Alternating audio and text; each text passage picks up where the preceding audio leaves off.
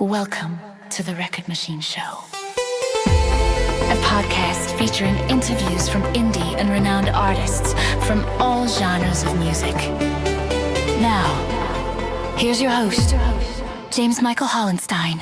Welcome to the Record Machine Show. I'm your host, James Michael Hollenstein, and today we are welcoming a true trailblazer, a rock icon, and a cultural force whose influences stretch far beyond the music charts. Born in Detroit, Michigan in 1950, Suzi Quatro was raised in a deeply musical family. 3 sisters, 1 brother, and a home filled with rhythm and melody. She made her stage debut by playing bongos in her father's jazz band, the Art Quatro Trio, and by age 14 had already formed an all-girl band with her sister Patti called the Pleasure Seekers. When Suzi was told she'd be playing bass guitar, an instrument nearly as tall as she was, she didn't hesitate. She embraced it quickly, becoming the band's lead singer and commanding front person, helping redefine what women in rock can look and sound like. Everything changed when legendary producer Mickey Most saw her perform and offered her a solo contract. In 1971, Suzi flew to the UK, launching a career that would make her one of rock's most influential pioneers, delivering a string of unforgettable hits and a fearless image that inspired generations of artists. Suzi's impact wasn't limited to music. Millions of fans also came to know her through her iconic role as Leather Tuscadero on the TV show Happy Days, a character that perfectly matched her real-life rock and roll attitude and cemented her status as a pop culture icon. She also scored one of the most enduring duets of the era with Stumbling In, her worldwide hit with Chris Norman, a song that showcased her softer melodic side while becoming a timeless radio favorite.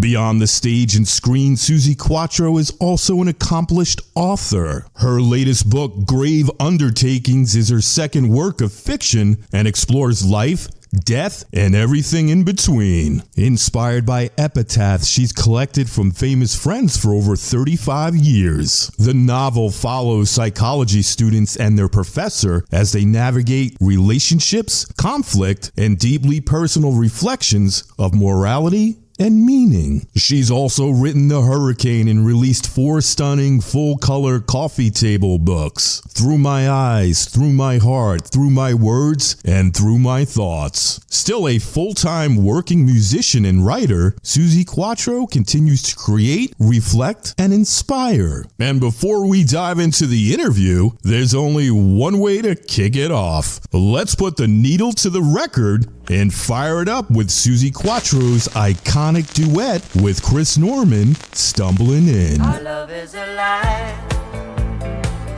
and so we begin, foolishly laying our hearts on the table, stumbling in. Our love is a flame,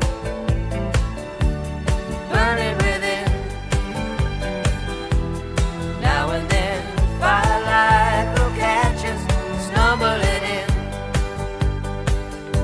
Wherever you go, whatever you do,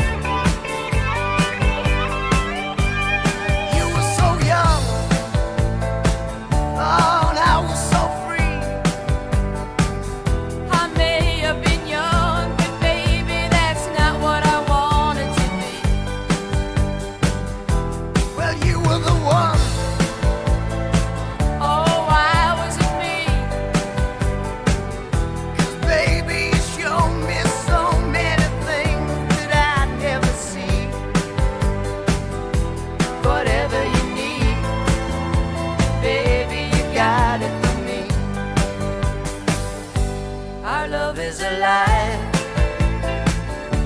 And so we begin, foolishly laying our hearts on the table, stumbling in. Our love is a flame, burning within. Now and then, firelight will catch us, stumbling in. Stumbling in. Stumbling in. Foolishly laying our hearts on the table, stumbling in. Ah, stumbling in. Stumbling in. Now and then, firelight will catch us, stumbling in. Oh, stumbling in. I'm stumbling in. Foolishly laying our hearts on the table, stumbling in. Oh, stumbling in. Ah, stumbling in. I'm stumbling in. We're stumbling in. Now and then, firelight. You just heard Stumbling In by Suzi Quatro and Chris Norman, and I got Suzi on the line for an interview. So how you doing? I see you just were doing some shows the other night. How did that go? The shows have been going fantastic. This year has been maybe one of the busiest years I've ever had. And not only busy, but, and I keep saying it to my husband, how can I be getting these reviews at 75? Yeah, I keep reading them going, what? So my voice has gone improvement, not down, which it's supposed to do. I still have the same energy and working and loving it. And I guess I'm blessed. Yeah, that's pretty cool. You spent a lifetime telling stories through songs. What was the spark that made you want to tell one through a novel at this time?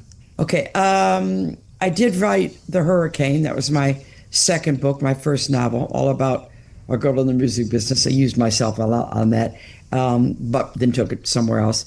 I have had these, I'm a graveyard driller since a child, and I know other people like me, and certainly since I've written this book, a lot of people have said, oh, I like going there too. A lot of people like it. You find a kind of a piece there, you read the tombstones and you make up the stories about what kind of people they were, and the graves that are nicely tended, the graves that are crumbling, and imagination runs right. And I've been like this since a little girl.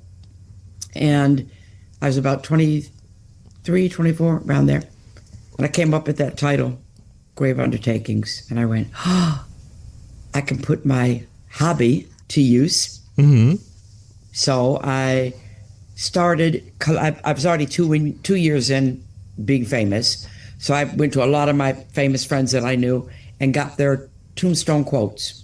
And then I started to, put them in a book and collect them. And 35 years or so I've been doing this. Wow. It's a long time. And then when I went to sit down to write this book, it's just going to be grave undertakings, tombstone collections, maybe some cartoons, whatever. Then I realized it was so much more. It was a story. It was a story that had to be told. So then I had to find out what kind of story it had to be. And I'm a very psychologically minded anyway. I could have actually done that as a career. That's how my brain works. I want answers for everything. And I try to understand everything. And I decided to make it a psychological book with 6 psychology students meeting up at a tutorial, 20 lessons with an Austrian professor. And by giving that format, I could use not only my love of psychology and not only my infallible knowledge about people. You don't want to sit across from me at a dinner because I'll go zoop. I really do read well. I read people well. So using all that, I decided I could use the 6 students. They can intertwine. They can, some affairs, some this, some that. And you take them through their lives, their childhoods, their triggers, their baggage, and you have a story. And then at the end, you have a reason for the quotes to be there because you're going through 6 people's lives. I think that's a pretty cool idea. 40 years of just collecting the sayings on the tombstone, and then, coming up with this book, especially with the psychology students and their professor. To me, it felt so rich with emotion and perspective. What drew you to explore the human nature through the academic lens? It's just the way I'm wired. I've always been, like I said, psychologically minded.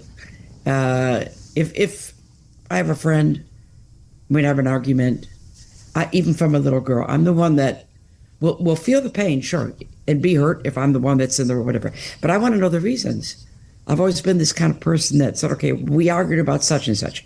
Why did we argue? Mm-hmm. What was your take on it? What was my take on it? What's the actual reality of the situation? So being this kind of person, it made it quite easy for me to delve. And then I had to become a student, because as I was writing the novel, and I decided on what each chapter should be out of the 20 chapters, mm-hmm. I knew what I wanted to do, but if I didn't know intellectually what I was trying to say, I had to Google it like a student, mm-hmm. and then learn it. So I was a student during this, but I tried to give each one a different, and I think I accomplished that, different personality. I wanted to be psychological, but not unobtainably psychological. And I think everybody that's read the book says you can feel the people, and they're all different. Right. Yeah, and it affects people. That's what I found amazing about this book. I've done maybe 400 interviews. So many people were squeezing it down. I got 2 basic replies. Mm-hmm. Some people said, boy, you really made me think. And other people said, you really made me question everything. And either way, it's fine. Yeah. Whatever you get from it. Mm-hmm. If you're questioning, you should be questioning. And if it's made you think, then maybe you're a little bit more at peace with yourself and you just wanted to think. But it's got something for everybody in there, I think. Yeah, it's almost like a song, right? Songs can be interpreted different ways, so can books. So can books, yeah. The characters in the book, especially Penelope Perfect and Max Morose, feel symbolic, like 2 sides of the same coin. How did you build their personalities, and what do they represent to you? Sure. I was given advice years ago about writing, and I took it to heart. When I did my first novel, my friend Jackie Collins, who's up there now, she said, you're a really good writer. She loved my autobiography. She said, if you're going to write a novel, write about what you know. Start with what you know and then expand on it. Mm-hmm. Start with a vision of a person, somebody you can, that person, he's like that. So I had certain people that I connected to these characters. I used myself for the beginning of Penelope Perfect, because I know me, and I used my husband as Max Morose, because we are definitely 2 sides of the same coin. So to start off the book, I made those 2 the first ones, and then I got into the flow. And then, of course, they go their own ways. I mean, Penelope's nothing like me, and Max is nothing like him. But I gave us a basis, and each person I had a visual, Mm-hmm. But once I gave them names, the personalities were there. It's so strange how that happens. It's like when you get a title of a song, mm-hmm. and you know what the song's going to be about. Once I gave them names, I knew who they were. That's pretty cool. And the story I got so immersed in it, what I was trying to teach, what I was trying to learn. And I would sometimes go back to it after a day working at it, go back the next day. And I actually would go, what happens next? And I go, Suzi, you wrote this. But that means that you've become immersed so far in the story that it's kind of writing itself. That happens in songs. You can put a song down sometimes at night on a tape recorder, mm-hmm. and the next morning you wake up and you wonder where the hell it came from. That's true creation, at its best. At its best. Have you ever written down stuff, maybe thinking about writing a book in the future, and you just laid it to rest and then revisited it and added it to something that you've published over the years? I first did, in fact, I've got the original upstairs in my ego room, and it was called Confessions of a Survivor. Mm-hmm. And I started to write that in 1976, 77. And it just wasn't, maybe it was premature, about myself, and I just kind of got certain way into it, and I just put it in a box, left it there. And then in around 2000, I decided to look at it again, and I did. I changed the title to Unzipped and left it there then. I knew what was in there, and then I started again, and then that book I did finish. Wow. But there were some valuable things in there, and I did revisit them. Now, is your mind like always on, like creative wise? You always thinking of new things to create, like whether it's a story or a song? Do you ever give yourself a break? I'm pretty creative, and I get inspired by everything. Many times, if I'm out, I could be out with you having a dinner. Mm-hmm. This happens all the time, and I go, oh, I get a pen and paper. So I guess I'm an artiste. Mm-hmm. It's either a song or a book or a poem. I just published my third poetry book, Through My Eyes, Through My Heart, Through My Pain. I've got about 12 ready for the next poetry book. My new album comes out in March, all original songs. My husband gave me he said, you could have had a career as a writer easily. Yeah, definitely. You mentioned earlier 40 years. What finally told you that now was the right time to do this? It just felt right. I knew that it was premature before. Confessions of a Survivor was just pretentious to write that at 27 years old. No, but there was all the good stories were in there. But then I got to be like 43, and I had been divorced, and I had kids, and my mom had died. And it was the right time to readdress my life. I've been remarried, and you just feel it, and it was the right time. You could put stuff down for a while. Sometimes you have a song, and it can't be fit into music, and you put it aside. And then you're maybe doing your poetry book, and you're looking at stuff, and you come across this lyric, and you go, oh, it's a poem.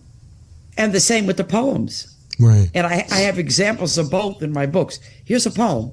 And when I went to write for this next album, I was looking at my poetry, just getting ideas, getting inspiration, and I realized that this could be slightly rhythm changed and become a wonderful lyric. That's awesome. There's such a profound line in your reflection. You were born alone and you die alone. It's stark but honest. How did that philosophy shape the tone of the book? It's something my mother used to say all the time, that you're born alone and you die alone. And that stuck with me. And I think that was probably the main message that I wanted to get out to everybody, that yes, you go through all these things of life, your relationships with your siblings, with your mom and dad, the one girl, Patricia, she's a doormat, all these different characters. But at the end, this is what amazes me. And at the end of all this drama, you're 6 foot under with a stone above your head. That's what fascinates me. Yeah. So no matter what you go through, that's where you end. And that's why I put all those tombstones at the end. I quite like mine. Now I get it on one side because I'm Gemini, and the other side, too many dreams, too little time. Now, do you believe people die before they go in the ground, wouldn't you say? I think a lot of people spend their entire life asleep. Yeah. Yes. And that's another thing I wanted that book too. So one guy that interviewed me, he wrote to me about 2 weeks before the interview. And he said, I got the book. I want you to know I got the book. I know I'm interviewing you next week, but I wanted to email you because I had to tell you this. Okay. He said, where did you get this knowledge from? Where? And how did you put it in such a unbelievable way, an obtainable way? And he said this book should be required reading for all people, and especially psychology students. That's pretty cool. Well, it triggered him. Another guy said to me at the beginning of the interview, you changed my life. And Nice. my agent, who I work with here in England, I'm doing 10 dates in April. Okay. Big dates in April. And he wrote to me and he said, it was cute. He said, I'm sorry I took so long to read your book and get back to you, but you made me question everything I've ever done. Wow. So that's mission accomplished. Yeah, I think so. I would say so. That I touched people. No matter how I touched them, Yeah. I touched them. Yeah. And it made me examine me. As I'm giving all these people their stories, I'm going, whoa, that's a bit close to home. And that is what you do. And I'm sure as you were reading the characters, I'm sure there's more than one where you went, oh, I've been there. I've done that. Right. Well, I think there's a lot of people who are afraid of death and the way they look at it.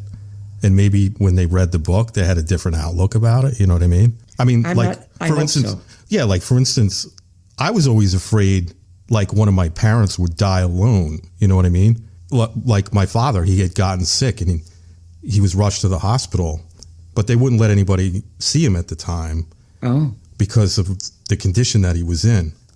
So they told us to wait, a few hours. And during those few hours that I was waiting, I was like terrified that he was going to die, like alone. He wouldn't have anybody there with him. Yeah, wow. Yeah, that's fair enough. Yeah. But luckily he didn't. And when he did die, he actually died holding my hand. He couldn't talk or anything, but I was with him the whole time. And that's beautiful. Yeah, the whole night I was like freaking out because I was like, I got to be there when he dies because I knew he was. Yeah, sure. I just didn't know when, So. But it's great that you could do that. But when I say you die alone, I don't mean that there isn't physically people with you. When you go, you go. Right. That's what I mean. Yeah, and you go to a different place. Hopefully a higher place. Yeah. The tombstone inscriptions at the end are fascinating. Some humorous, some touching, some haunting. How did collecting those quotes over the years shape your understanding of life and legacy? I think it gave me a lot of good ground on which to write this book because some of the people, wow. It was funny because the ones that I thought were going to be amusing were serious. Mm-hmm. The ones that I thought, might be serious were funny. So you never knew. And then it gave you a different perspective on these people themselves and indeed on how people look at death, you know? And everybody looks at it differently. And there's no choice. We're all going to go there. Mm-hmm. And I guess that's what drove me to write the book. Now, do you believe that people, as they get older, they view the way they do certain things and the way they, communicate with people and stuff like that because they know that there might not be that much time left? Like they change the way they do things? I know I have. Yeah, it depends on the person. Some people, if you do that, then you're looking at it in a positive way and you want to make sure that when you go that you indeed can rest in peace. Mm-hmm. Nothing wrong with that. Mm-hmm. Other people get less tolerant and they think, I'm this old, I can be this angry. So you get all different types. I myself, I want to rest in peace. Right. I just do. Yeah. I know I'm not an angel. Right. And I know when you get to the gate and you got your little list of things, I'm sure there's going to be a lot of mine, but I'm going to die in peace. Yeah. I am. And that's a good thing, right? It's like, yes. We go through life and we, especially when we're younger, we let the littlest things bother us. And to me, like, that's how I used to be. I used to get bothered by things or maybe get annoyed or whatever. And as I got older, I think I'm a lot more patient with people and more understanding, I would say. And I just view life through a different lens now. It's not the same. Yeah, well, maybe. Let me just pick your little brain here because I'm good at it. Okay. Maybe the fact that you used to be bothered by so many things, mm-hmm. and at probably some point you examined why you were so bothered by things, mm-hmm. and at some point you wished to address that and change your attitude. Mm-hmm. And I did. That was the thing. And you did. But you had to get there yourself because nobody can change that for you. You had to get there. That's what's so fascinating about psychology. That's mm-hmm. what's so fascinating about this book, too, because each person has to answer their own questions. Professor doesn't answer anything. Right. Yeah, and that's the great thing about it, I mean, I felt like my whole life, I couldn't maybe be a certain way around people. I had to worry about what they thought, how they were going to respond to things that I wanted to do with my life and everything like that. And then when I got to a certain age, I was like, I just don't give a Exactly. And I was exactly. like, I have to live for me. I can't live through somebody, for somebody else, what they want me to do with my life. That is my mantra. I think it's in the book. I put it in there, and if I didn't, I should have done. And we were in the Pleasure Seekers on the road, and we stopped at a gas station. I put it in a poem. Stopped at a gas station, and everybody got out, got the Coca-Colas, went to the toilet, and there was a sign on the wall where the cars were being worked on, and it said, "Please don't let me get to the end of my life and find out I haven't lived." Mm-hmm. That's powerful. I went, whoa. Now, see, so I've always been this way.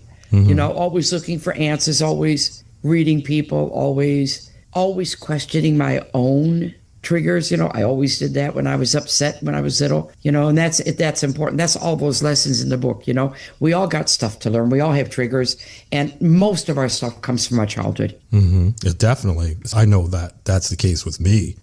But I've grown to realize that, you know, you can't please everybody. It's most important to please yourself first. Like, correct. Because you can't please other people. You know, you can't. No. You have to be comfortable in your skin. Mm-hmm. And you have to accept, this is what I always say, it's in the book anyway, but we're talking now. Even with your own faults, mm-hmm. you know, examine them, find out where they came from. Right.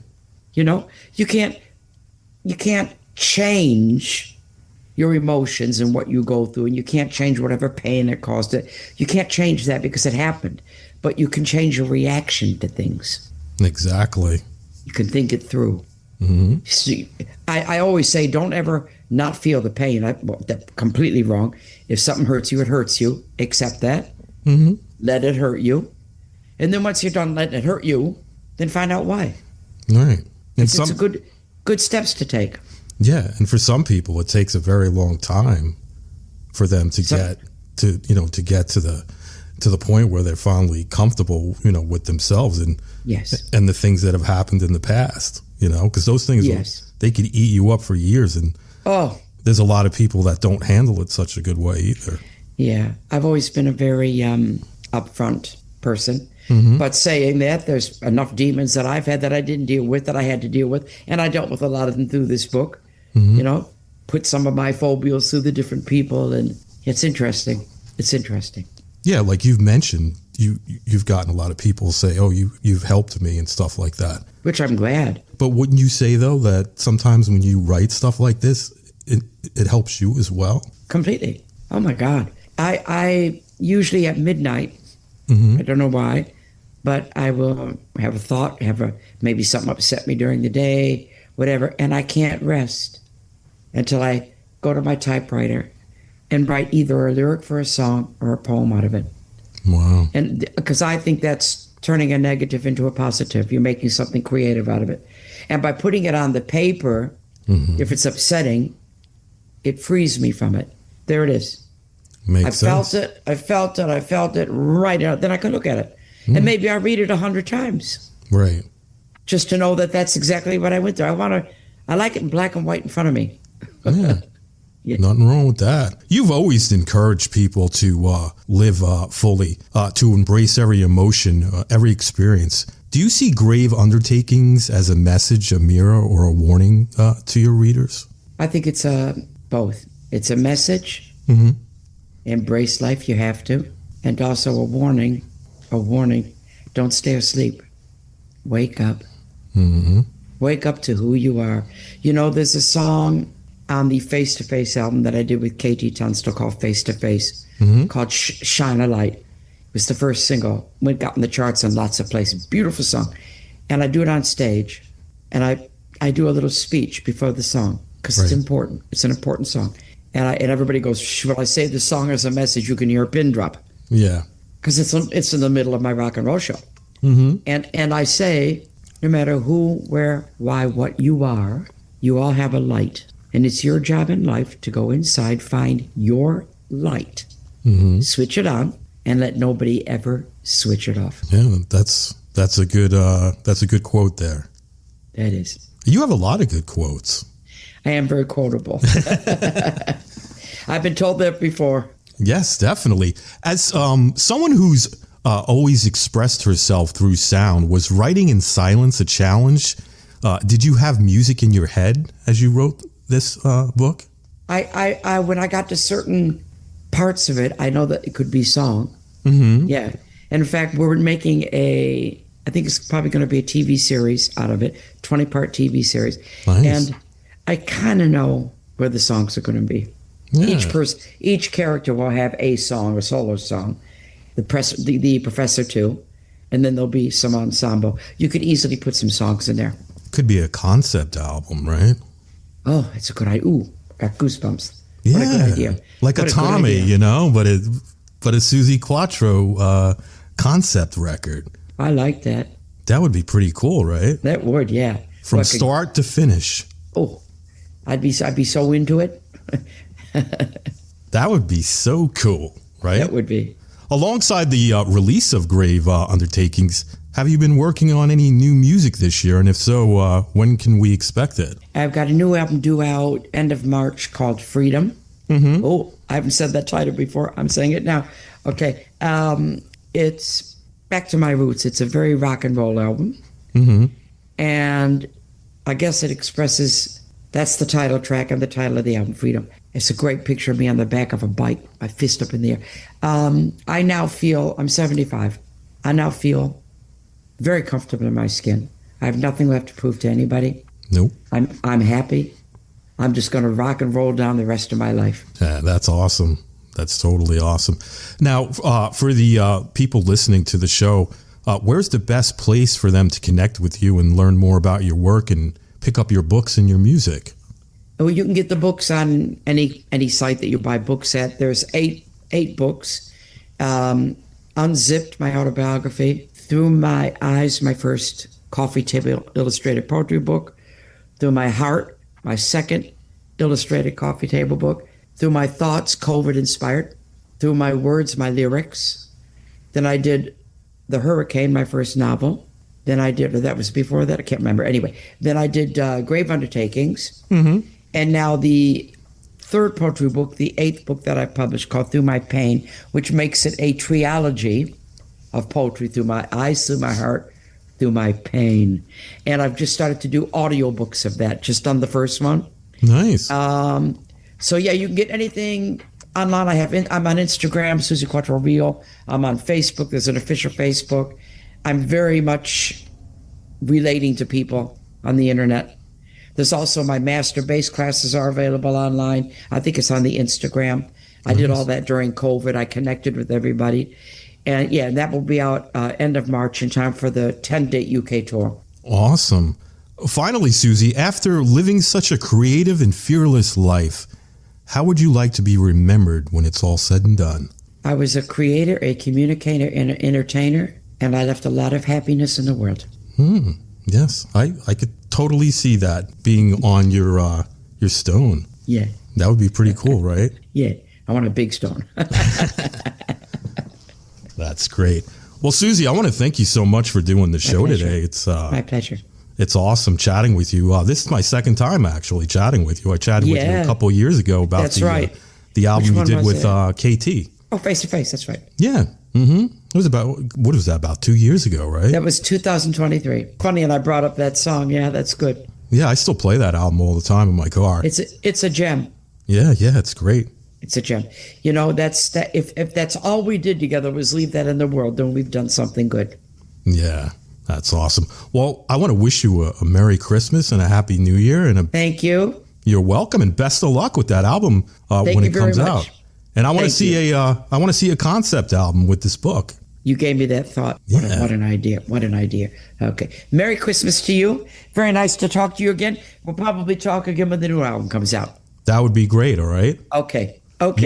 You enjoy the rest of your day, all right? Thank you. You too. All right, bye-bye. Bye-bye. Bye. Suzi, it's truly been an honor having you on the Record Machine Show today. From breaking barriers in rock and roll to continuing to challenge minds through your writing, your legacy is one of fearless creativity and authenticity. Whether it's your groundbreaking music, your powerful presence on stage, or your latest book, Grave Undertakings, which dives deep into life, death, and everything in between, you continue to prove that artistry doesn't slow down, it only evolves. To everyone listening, make sure you check out Suzi Quatro's music, explore her books, and follow her journey, because legends don't live in the past, they keep creating in the present. And before we wrap things up, there's only one way to close out this episode the right way. Crank it up with a stone cold classic from a true rock pioneer, Can the Can by Suzi Quatro. I'm James Michael Hollenstein, and this has been The Record Machine Show.